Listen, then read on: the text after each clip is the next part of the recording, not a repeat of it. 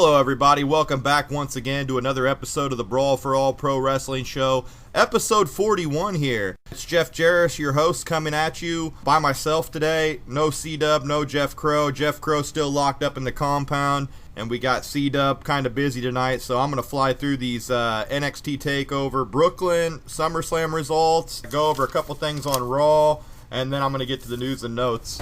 And probably be a pretty quick show today, but a lot of material to go over. So, getting on to NXT Takeover, the pre-show with Renee Young, Corey Graves, Lita, and Byron Saxton. And then other matches were aired actually yesterday on the NXT episode. And they even featured the Fatal 4-Way botched finish there. So if anybody watched NXT's episode yesterday, that was a botched finish there in that Fatal 4-Way match between Becky Lynch, Charlotte, Emma, and Dana Brooke. So going into the actual takeover results though, Triple H started off cutting a promo on how NXT has become the place to be, the revolution, and the future is now. We are NXT claim. Pretty cool looking.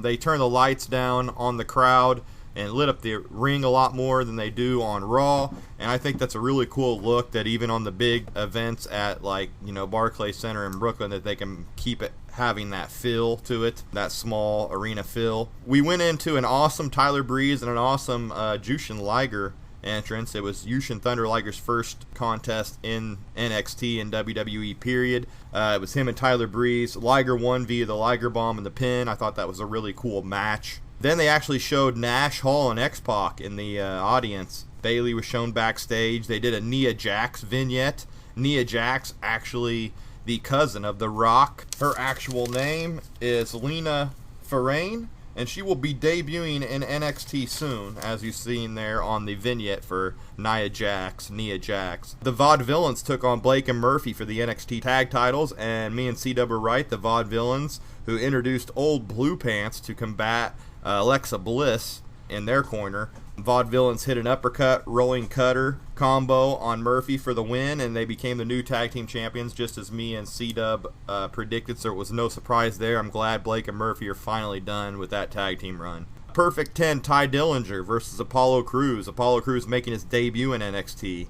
Crews hit a fall-away press slam and then went into a standing moonsault for the win. He was very, very impressive, and I can tell you what right now, if one thing about Apollo Crews, he's got the charisma, he's got the look, and he's got the skills too, and I think that he could be very well your next NXT champion right there. Apollo Crews, aka U-Haul Nation, very impressive. I did like Ty Dillinger's Perfect 10 gimmick that he actually re-debuted in NXT. Then they announced the old Dusty Rhodes Tag Team Classic that will be starting in less than 2 weeks, September 2nd.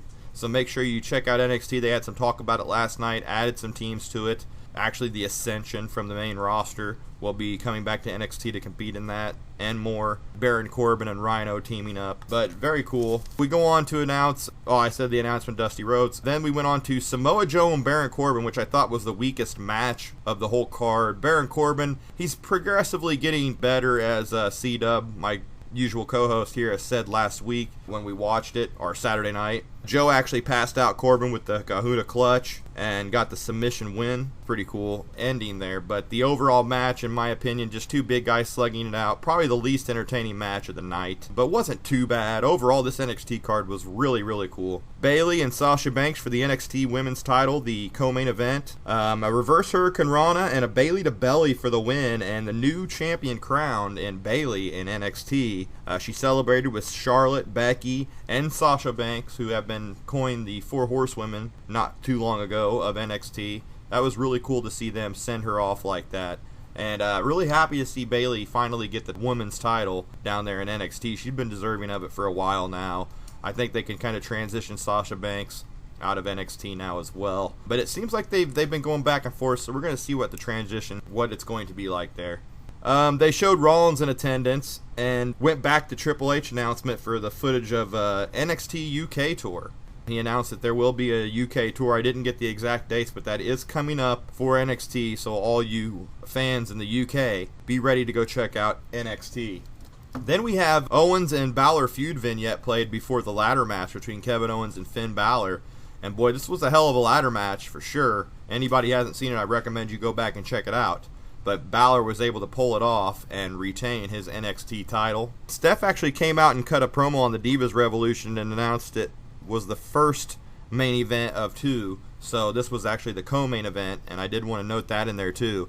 Also, they showed Flair, Sergeant Slaughter, and Kana, who they have recently signed from Japan. Very, very well-known Japanese wrestling sensation Kana has finally signed a deal. I just got home and checked out the news before I went into this, and it says Kana has officially signed the deal. Not much more on that aspect of Kana other than that, but I know that she has signed, so that is very interesting that they're going to get her in there, and I'm very interested to see what she has to bring to the table. C-Dub actually was pretty familiar with her work when he said that she was in the crowd, seen her in the crowd there. So it was pretty cool. Overall, I give that NXT card at least a 4 out of 5 stars. Very, very good show. And in my opinion, they showed up SummerSlam, because I'm going to give SummerSlam a 3 out of 5. The pre-show of SummerSlam, they had Renee Young, Booker T, Corey Graves, and Byron Saxton. They had Jon Stewart kick it off at the start. Mick Foley actually came out there and they cut some promos on the night. We had Randy Orton and Sheamus. Orton actually was busted open during this match. I'm pretty sure the no blading policy is still in effect, but 2 people busted open tonight on the SummerSlam card. Orton was busted open pretty good. Sheamus actually got the win via Brogue Kick, so it was good to see Sheamus actually get the win. I was going to go for Orton, because Sheamus, who is the worst Mr. Money in the Bank of all time in my opinion, didn't really need to win the match, but Orton really didn't need to win it either. It was a nice hard-fought match there, Orton and Sheamus. Sheamus coming out with the victory, and he needs it being Mr. Money in the Bank. We have New Day versus the Lucha Dragons versus the Los Matadores versus the Primetime Players for the tag titles. The New Day actually won after Kofi pinned Diego, and they became the new tag team champions. We actually called this, me and C-Dub, and I'm very glad to see the New Day with the tag straps back on them, and that was a very, very good 4-way tag match as well. It actually was better than what I thought it was set out to be, but it ended up being a very good match there. And I'm glad to see New Day back with the titles. Rusev with Summer Rae versus Dolph Ziggler with Lana. Lana was in the new attire, the jean jacket attire skirt, and it was like an updated look of her old look, but she looks more like 80s rock or something to fit with Ziggler. It's kind of a nice transition. This one ended in a double countout. We had a cat fight go on after that too. Nothing real big coming out of that match with the double countout, so it's going to continue. We had the Cosmic King, King Barrett and Stardust take on Neville and the Green Arrow, Stephen Amell. Neville hit the red arrow on Barrett for the win, so Stephen Amell and Neville come out victorious in that celebrity-laced matchup. We had Big Show versus Ryback versus Miz for the IC title, and Ryback made my dreams come true and retained the title after pinning the Miz. I did not want to see Show or Miz get that title, so I was glad to see Ryback take that match. Reigns and Ambrose get the win after a spear onto Bray Wyatt. So Reigns and Ambrose get the win over the Wyatt family there. Next night would be very interesting to see what would happen, as they would have a rematch. John Cena and Seth Rollins for the title main event. Rollins actually wearing a new white attire, very reminiscent of the White Power Ranger in my opinion. So he went from the Black Ranger to the White Ranger. Jon Stewart actually got involved with this and gut-shotted Cena with a chair and then threw it down and allowed Rollins to hit a pedigree on top of it for the win. Rollins gets the US and WWE titles, as he had been boasting about doing for a long time now. So with the help of Jon Stewart, and we would find out why the next night on Raw, but with the help of Jon Stewart, Seth Rollins becomes the US and WWE champion. They announced the Stone Cold podcast on the WWE Network with Edge and Christian, and a new WWE 24 on NXT. Actually, they announced that night too in a little spot there, commercial spot. Then we had Team Bella versus Team Bad versus Team PCB. PCB won, eliminating with Becky eliminating Brie. This match, man, like I said, the Divas Revolution is not coming off as good as I thought it would. I love watching the Divas in NXT, but when it comes to the main roster, they just have not transitioned well, in my opinion. This match, we actually fast-forwarded through a lot of this because we were behind, and I didn't get to see a lot of it, but I could care less really to go back and watch it. I guess there was a few good spots, my friend Jeff Crow said, but yeah, Team PCB getting the win there. And I just really wish they'd do something else other than these three-way factions, because they really are meaningless. Kevin Owens and Cesaro. Kevin Owens actually wins via pop-up powerbomb, so one night after losing the ladder match against Finn Balor, He comes back and defeats Cesaro. This match did not live up to the hype, in my opinion. I figured it'd be a lot better match between Kevin Owens and Cesaro. But with Owens competing the night before in such a tough match, that probably had a lot to do with it. But it was fun to see the match. Kevin Owens defeats Cesaro. Then in the main event, Brock Lesnar versus Undertaker. Brock actually busted open in this matchup. The bell rang. And the ref says he did not call for the bell. Actually, the timekeeper supposedly rang the bell because he's seen Taker tapping out, but the ref did not see it. But then, after the bell already rang, Taker passes out Brock to the Hell's Gate. Caught him off guard with the low blow and then put him into the Hell's Gate. And taps him out. It was confusing as hell. Paul Heyman, by the way, did not book this idea, no matter what you hear. I heard that he did not have anything to do with booking this idea. I thought it was a crazy finish for a SummerSlam. The way they did that, it seemed so screwed up. I did not care for this SummerSlam main event at all. Taker, I mean, this whole match was laughable. Me and Jeff were just laughing this whole match. That part where they both raised up and laughed at each other like Beavis and Butthead was just so hilarious. Almost damn near killed me. But just seeing Taker kind of just so slow and rolling around, even worse than he did in Romania with Bray Wyatt. They even said he collapsed on the entrance ramp on the way back up, exiting the ring off camera. My friend C-Dub says he sees that as a work. I don't know. Taker will not be coming back till around build-up time for Mania. So, I don't know. Taker seems so rough during that match, and definitely can see the age kicking in on Taker. And I think it's just about time for him to call it quits. I'm not even really looking forward to seeing him other than an attraction at Mania. And I think he needs to call it his last Mania. That's just my opinion. 3 of 5 stars on the SummerSlam overall. 4 of 5 on the NXT. I think NXT outdid SummerSlam. And if that keeps being the trend, I could see the WWE guys kind of getting mad about these live specials right before their pay-per-views. Because they're going to get showed up. I mean, those guys are working their asses off trying to get called up to the main card. So it's just a real tough deal there with NXT being so popular. I don't know what they're going to do. Going on to Raw the next night, I'm going to run through this real quick. They had the Brock, Heyman, and Bo Dallas segment, and pretty much Brock just came out and destroyed Bo Dallas with tons of suplexes, took him to Suplex City, and as I said, that MSG event, live event, will be Brock's next appearance, and he will be taking on Bo Dallas in that appearance. So it's kind of cool that we've seen the lead-in to the matchup. But I'm kind of disappointed that we will not see Brock or Taker on Raw now for at least a month or two. I seen it coming, but I didn't see them just ending it after that controversial ending right there at SummerSlam, just ending it that abruptly.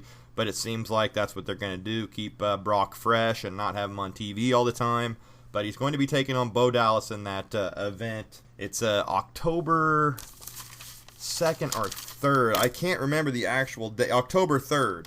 Yeah, Y2J actually coming back as well for that. So, to get that out of the way. Some other notes that I had on SummerSlam.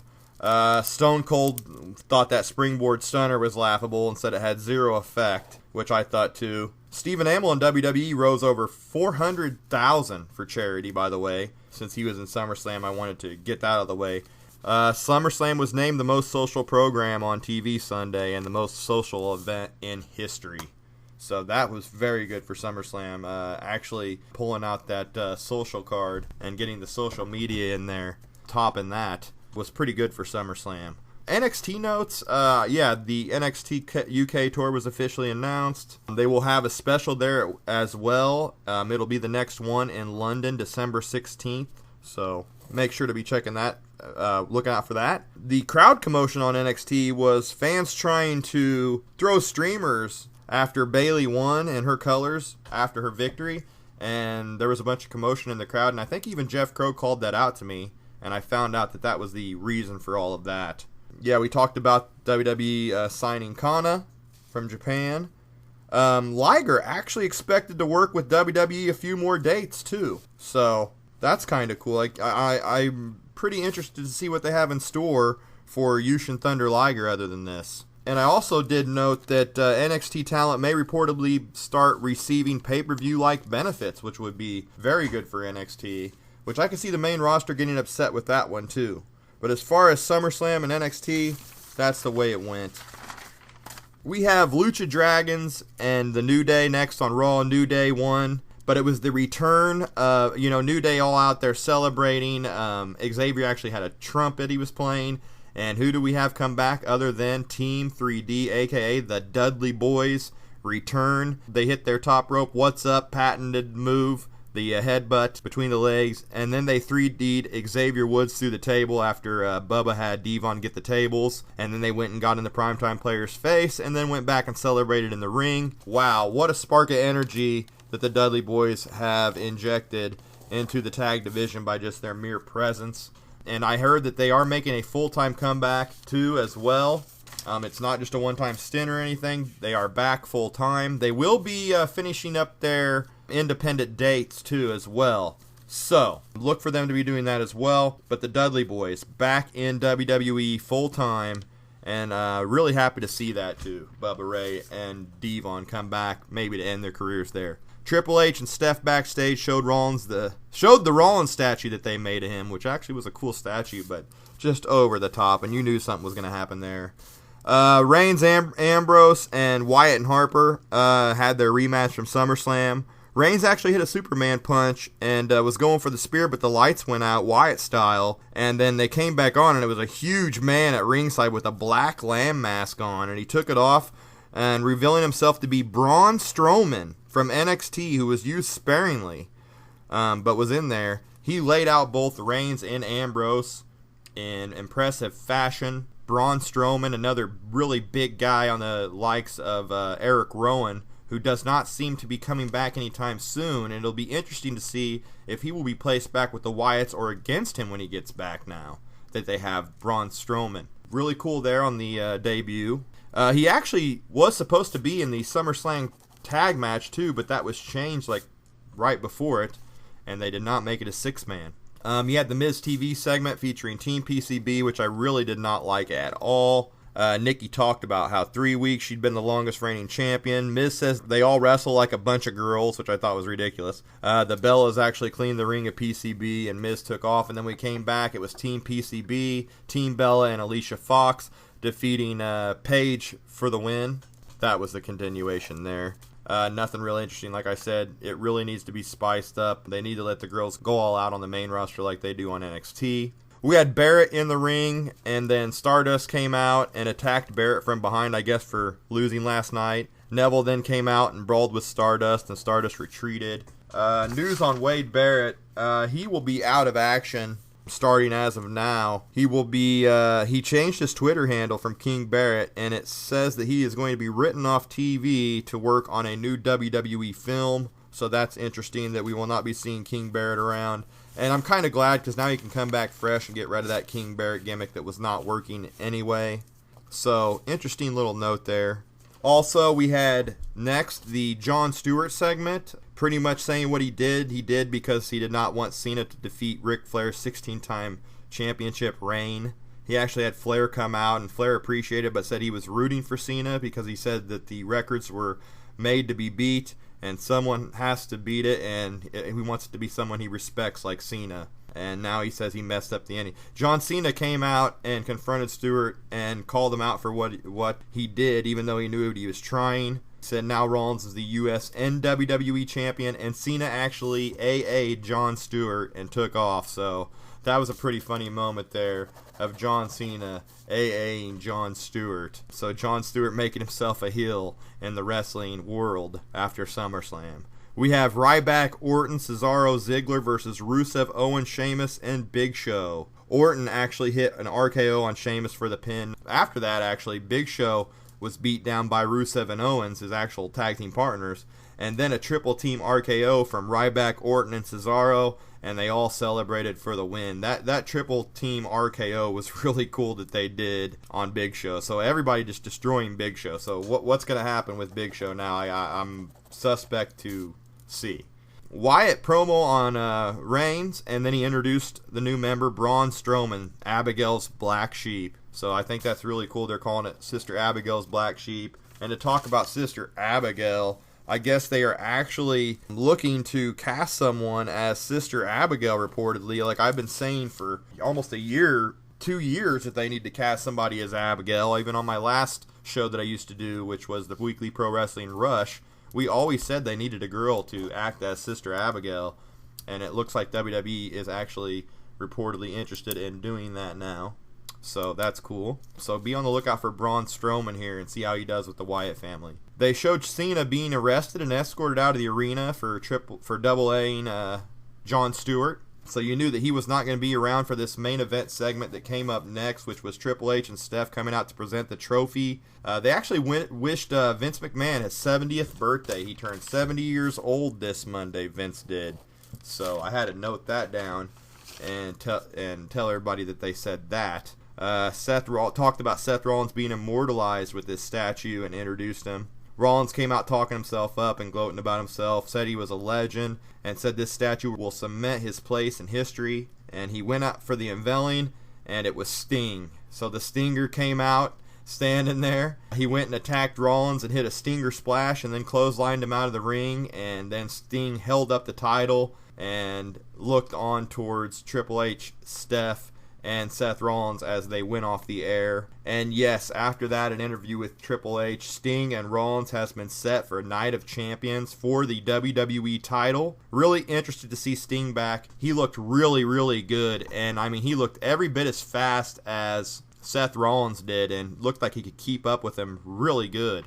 I was really impressed with the speed and agility that Sting showed.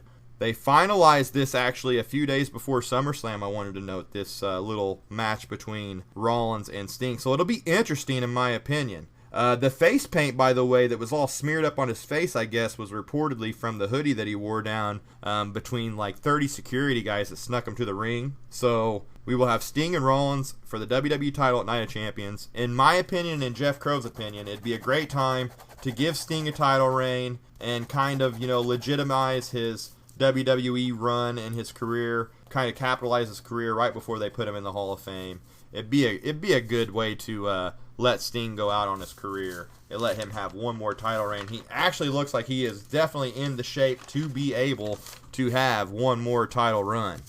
Another small note from Raw. Yeah, Raw ratings actually were slightly down from last week, which those ratings were down from the week before. But they were number one on Twitter, so I guess it's not that bad. And like my co-host C-Dub says, the ratings are always so up and down. You really can't go by the ratings anymore on who's watching and who's not. So getting back into the news and notes, as that was Raw, and I thought that was a pretty good follow-up to SummerSlam Raw. I mean, 2 returns and a debut. You can't knock them for that. But I thought the first and third hours were strong, but that second hour nearly put me to sleep. So, just to say, Raw needs to pick it up or go back to 2 hours, in my opinion. I would really love them to see cut it back to 2 hours.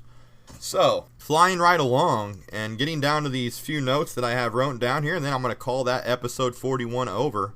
Steph and Cena actually rang the bell at the New York Stock Exchange on a little side note. WWE actually banned the phrase ring rat on their website. Pro wrestling groupie is what that means, so they do not want anybody being called a ring rat. Sasha Banks trained with Amazing Red while she was in Brooklyn. And at House of Glory, at long last, the event, Amazing Red was to take on Rey Mysterio. So a little bit of a dream match there, Amazing Red versus Rey Mysterio. Be interesting to see. WWE is going to be suing CTH, their TV partner in Malaysia and Thailand. I guess they reported that they have not been paying rights fees. So if you're not paying rights fees, WWE is definitely going to come down with the hammer. And I guess that's what's going on there. Cena granted his 500th wish. That's a record. 500th wish for the Make-A-Wish Foundation. ROH and New Japan actually announced their agreement will continue. And ROH runs 2 shows in Japan next February. And the ROH title will be defended. Phil Baroni actually jumped the rails and confronted Chael Sonnen at the GFW tapings, and it was reportedly not a work. I guess Phil Baroni actually jumped the rail and went in business for himself, so going to be interesting to see what happens there in Global Force with Phil Baroni. Finn Balor in an interview actually teased that he will possibly create a new club in NXT. Like a Bullet Club, but that'd be interesting to see. They could start a Balor Club, wondering who would be in there possibly. I don't know, I'd say a Tommy would be in there, a couple others, but I think that'd be good for them to start a little faction of guys down there in NXT. Josh and Sarah Lee announced the winners of Tough Enough and the $250,000 WWE contract, so congratulations to both of them. I didn't really watch much Tough Enough. Jeff Crow could be on here. He could tell us a little bit more about that. But the winners of Tough Enough were Josh and Sarah Lee. I think they were the two favorites going in, too, to win it. Kind of disappointed to see ZZ lose, but I hope they give ZZ a chance in developmental, maybe. Alberto El Patron, reportedly going to be working for a new MMA promotion headed up by co-founder Campbell McClara of the UFC. He will be working as a commentator and doing some shows for them. So that's interesting to see Alberto Del Rio, a.k.a. Alberto El Patron, getting back into the MMA world. Actually, speaking of Mysterio, there have been rumors lately of him possibly making a WWE return. So keep your fingers crossed to see old Rey Mysterio get back in there and have some 5-star matches with some of these younger talents, in my opinion. He could really help the younger guys, especially in like NXT, if they gave him a run there. That'd be really neat to see. So let's get Rey Mysterio back in there, in my opinion. Sarita, the former Knockout, is leaving Mexico and expected to sign with the WWE, reportedly. Sarita was in TNA. She is a Mexican wrestler, female. She was a TNA Knockout for a while, and she's pretty good, damn good in the ring. And I don't see why WWE would not give her a chance, but I wish she could get in there to NXT. And on a final note here, Mark Henry going to be traveling to India to do promotional work for WWE. So they're sending him to India. Not much more to say on that, but that's probably why we haven't seen old Mark Henry around. Well, that'll do it for episode 41, guys. I flew through it rather quick, one of our quicker episodes that I can remember in recent history. But when I'm by myself, I've kind of just got to run through there and give my opinions on what I think and move on. Yeah, next week, hopefully we get C-Dub from Chronochord Media, and make sure to go to the link in the description below and go check out Chronochord Media, subscribe, and go check out some of their videos and like them and give them some traffic over there. C-Dub and Chronochord Media would be very grateful of that, so I want to shout him out and hopefully get him on here next week. Jeff Crow still at the compound trying to get away from the Wyatts. I don't know if we're going to get the update next week on it, but I hope so. So, Jeff, if you're listening to this, hope you can get free, man. We were able to get you free for a phone call last week, but we want to get you free to get you on the show, finally. It's been a while. So, everybody out there, I want to thank you for tuning in to episode 41. Make sure you subscribe, comment down below, give me a like if you like what you heard, and like I said, thanks for watching, and until next time, peace out.